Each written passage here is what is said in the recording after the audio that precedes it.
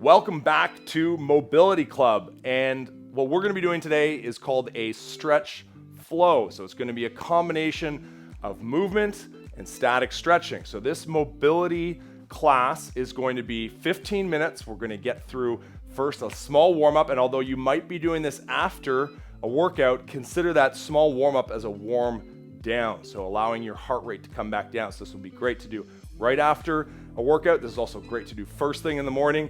This is great to do throughout the day if you just need an active break. So we're going to still focus on what we were working on this past week. So there's going to be some familiar movements, which is going to be relieving the tension in the hips and in the back from squatting and deadlifting. Although these are really relatable to everything else that we do at Fuel, particularly what we've done this past month. So follow along. There's some music that'll be on here as well. So just relax, focus on your breath, and enjoy it. Start in your hands and knees. Start the spine. Let's get a position here, just bouncing a little bit, pulsing back and forth.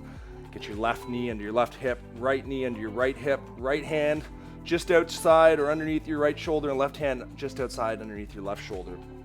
From here, we want to start first some extension of the spine. Think about your head, back of your head going to your tailbone, and then tuck the chin. Chin comes to the pelvis. We're going to go through a few cycles here. Gradually increase that range of motion, but don't force it. Find that end range. When we're flexing, chin is coming to the pelvis.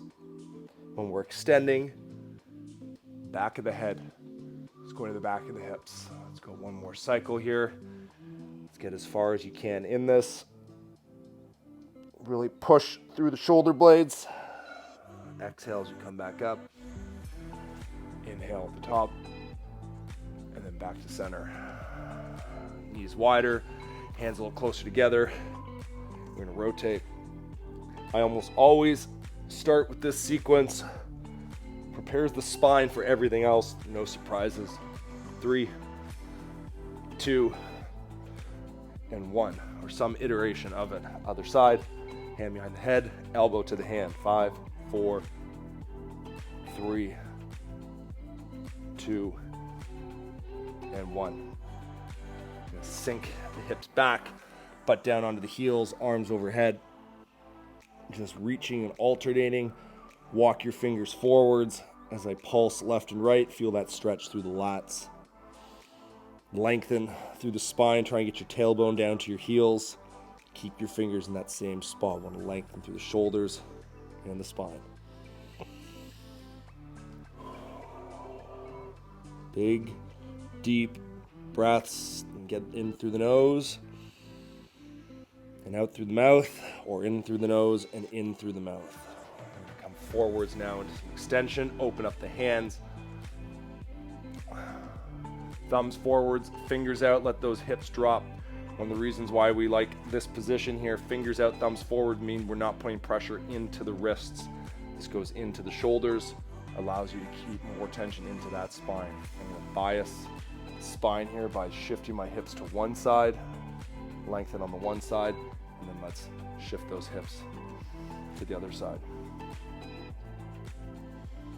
Back in that tabletop, knees off the ground, fingers forwards.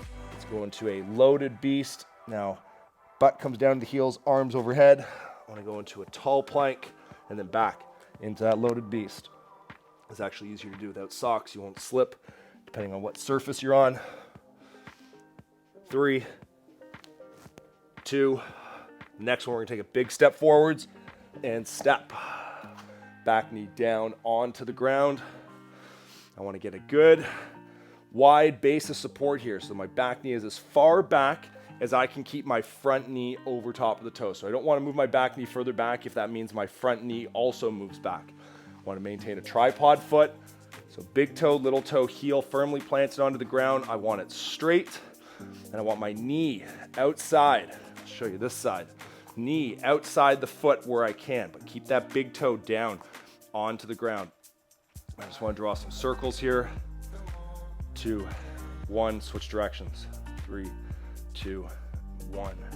Now let's get your inside. So the same arm as the leg, it's on the ground, down towards the ground.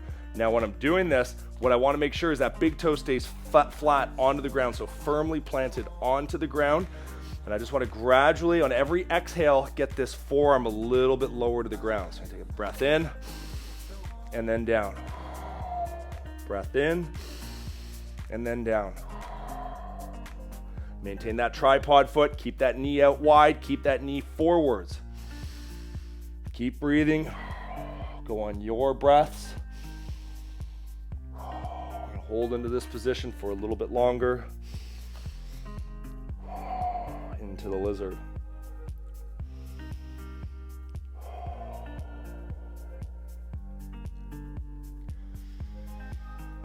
Out through the nose. If you can, in through the nose, out through the nose. Otherwise, in through the nose, out through the mouth.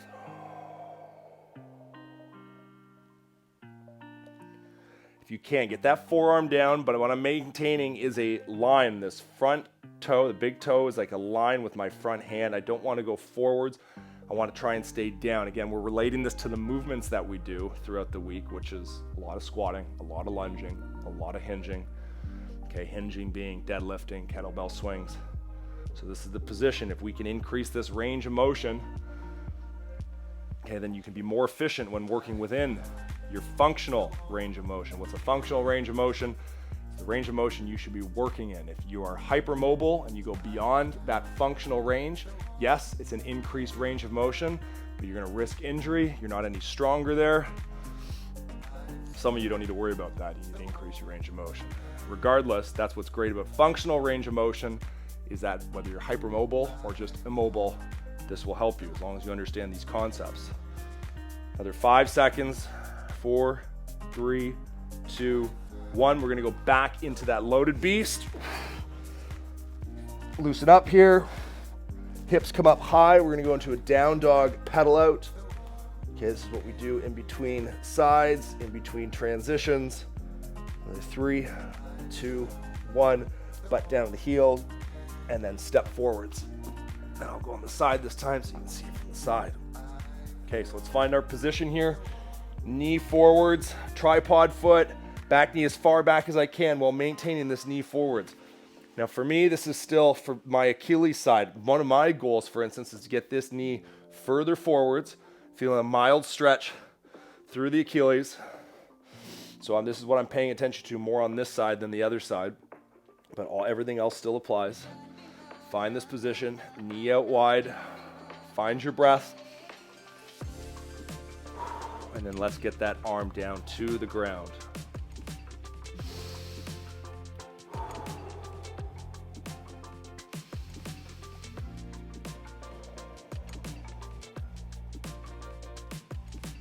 In through the nose, out through the nose.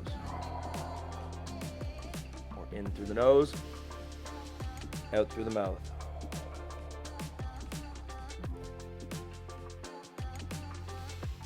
Holding down here.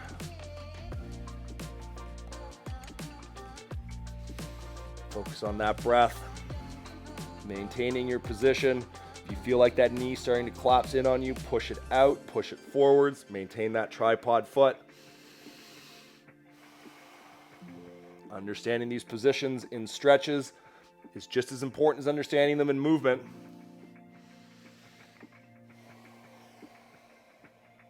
In through the nose, out through the nose.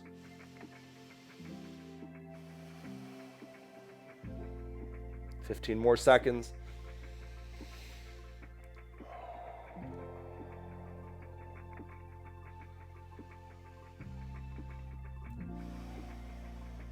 Two, 1, good. All right, coming out of that loaded beast, down dog, pedal out. Alternating, pressing that heel down, opposite hand goes into the ground, then alternate. 3, 2, 1. Let's come into a beast. Hold this position. Let's get these shoulders, core activated here. Get the temperature up, 15 more seconds. 10, 9, 5, 4, 3, 2, 1. Good. Knees are down. Okay, 2 more stretches. We're going to do a little primer here in through the frog position. So I want to sink the hips back. I want to find equal pressure between groin here. So I want to go left groin, right groin, find equal pressure. I want to sink down.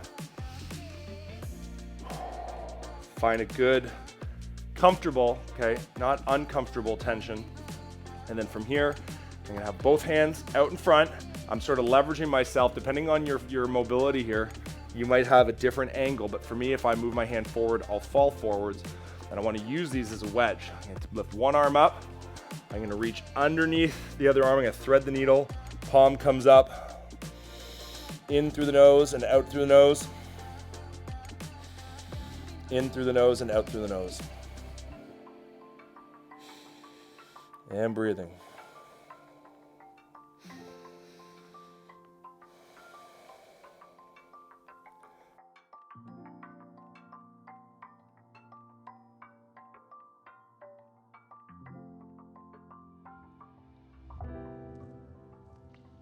Last 2, 1, come back up to neutral. Let's switch sides, reach underneath, palm is up. Using the other arm to help leverage this position. Notice the difference when you switch over to this side. You loosened up so much on the other side, you feel like this side is tighter. So a lot of the times, if you think, oh, I'm tighter on this side, just double check. If it's always the second side that you do in a stretch, because it's relative to what has been accomplished on the initial side. Although, it may also be true. You might be tight on this side, but understand that bias. In through the nose, out through the nose. In through the nose and out through the nose. Another 2, 1, back up to center. Okay, bringing those knees together. Now we're going to continue this trend. We did this mobility, or we did this stretch, this movement flow earlier. So we get into a 90-90 position, sort of getting into a pigeon with a twist, pun intended. I want to reach the foot that's forward. I'm going to take the opposite arm. I want to reach with that palm up, and I just want to stretch and hang out right here. So similar idea where we were threading the needle on the frog. We're now going from this 90-90 into a reach. It's important that you maintain this 90-90 position. I actually want the trail leg. I want you to push that back behind you as far as you can. Maintain that 90-90 on the front leg, so knee and hip, and then that back leg, move it back. Simultaneously move and slide that arm forward with the palm up. In through the nose, out through the nose. In through the nose, out through the nose. Try to relax into the stretch. If you can go down onto the forearm. Once you loosen up.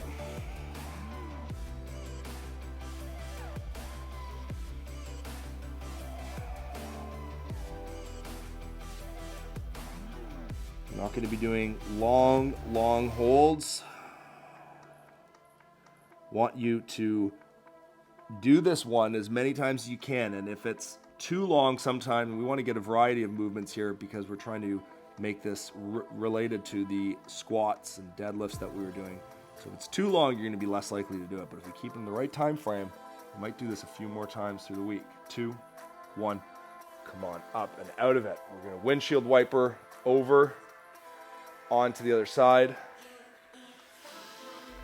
Okay, find that 90-90. Big breath in, reach with the opposite hand forward, palm is up. In through the nose and out through the nose. In through the nose, out through the nose. And just reach and relax. In through the nose and out through the nose. Think of that trail leg moving as far behind you as possible.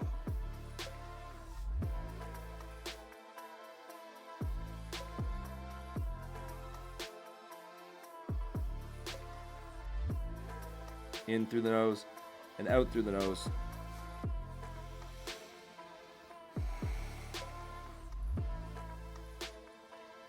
Keep that palm up, forwards, trail leg, reach back. Another 8, 7,